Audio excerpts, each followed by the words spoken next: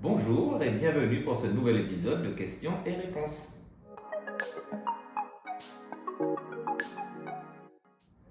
Alors, on va commencer par la première question qui nous vient de J. Bon, il n'a pas mis son prénom, mais c'est pas bien grave, on fera faire la question quand même. Alors, bonjour, est-il possible de modifier localement la loi qui oblige à attendre 2 ans de permis pour passer le BSR et immatriculer un scooter 125? Les 50 cm3 en 4 temps ne sont pas adaptés au relief de Saint-Barth, ils ne montent pas les côtes s'ils ne sont pas illégalement modifiés. Ou alors faut-il acheter une voiture et finir d'encombrer les routes déjà saturées?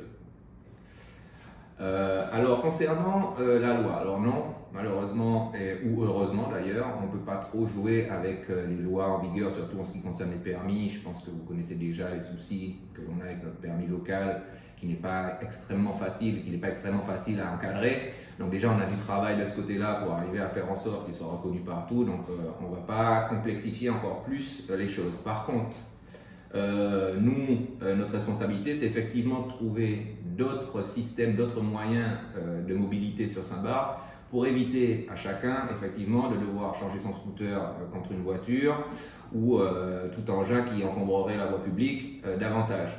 Donc c'est plutôt une réflexion globale qui a été lancée depuis la nouvelle mandature, c'est-à-dire dans tous les nouveaux projets sur lesquels la collectivité se lance, on étudie les possibilités d'aménager ces projets pour pouvoir proposer des navettes, des parkings plus faciles d'accès, enfin un certain nombre de choses qui vont permettre d'aider à fluidifier un petit peu la circulation, mais on ne peut pas prendre trop de risques. Il y a aussi les assurances sur les 125 qui ne sont pas les mêmes que sur les 50. Est-ce que les assurances vont pouvoir vous couvrir si vous n'avez pas respecté le cadre légal? Enfin voilà, un simple arrêté ne pourra pas régler ce problème. Donc malheureusement, on doit prendre son mal en patience, attendre ces 2 ans, acheter son 125. Et puis je pense quand même qu'il y a quand même quelques 50 cm3 qui doivent grimper les côtes. Donc voilà.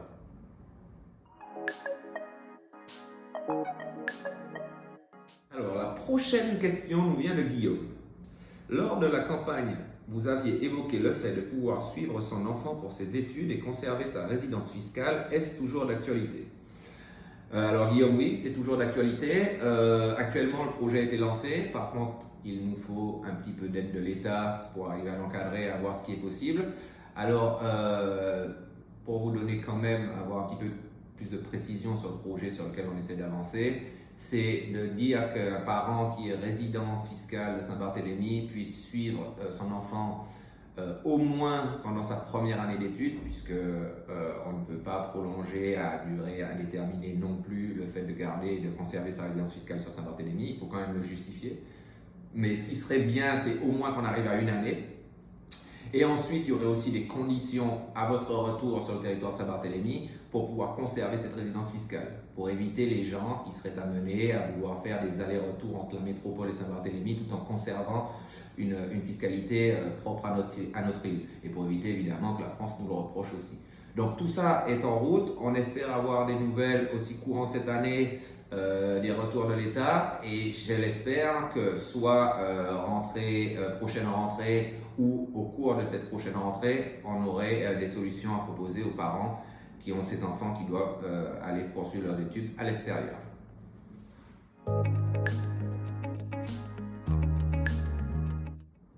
Alors, on va enchaîner avec la troisième et dernière question de cet épisode. Suite à la réunion du quartier de Flamand, pensez-vous en faire dans tous les quartiers et quels sont les sujets à aborder? Et la question nous vient d'Olivier.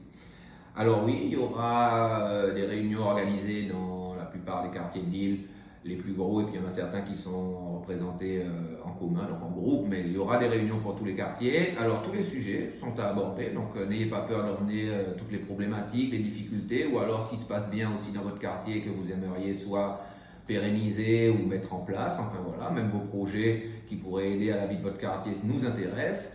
Il y aura aussi une petite partie concernant l'adressage qui est un des travaux qui a été engagé par la collectivité ces derniers temps. Et donc oui, n'hésitez pas à venir voir vos élus, à discuter avec eux, et tout échange nous permet d'avancer, donc n'hésitez surtout pas.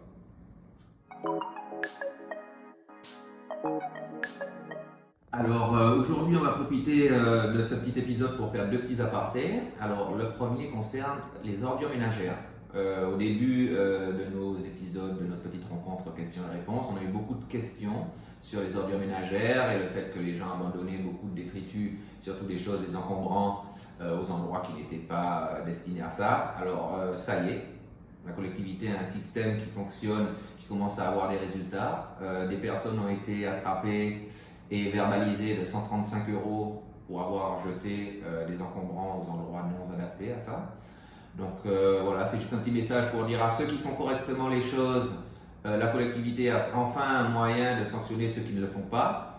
Et puis ceux qui ne le font pas, n'oubliez pas que vous êtes filmés, donc essayez, respectez ce qui est en vigueur, les ordures ménagères dans les bacs adaptés pour tous les encombrants. Vous pouvez très bien aller à la déchetterie ou prendre tout renseignement.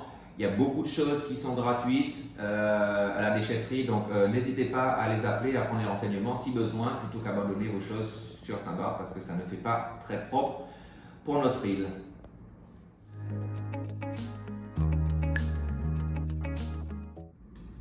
Et concernant le deuxième petit aparté du jour, c'est pour revenir un petit peu sur les réunions de quartier. Donc je vous avais parlé pendant ces réunions qu'il y avait une petite partie sur l'adressage.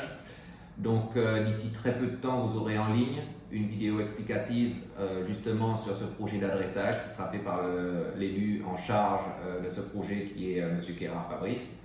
Donc suivez la collectivité, regardez ce qui est affiché en termes de communication et comme ça vous aurez des petites explications et vous serez peut-être plus armé pour vos réunions de quartier à venir proposer des choses. Donc n'hésitez pas là encore.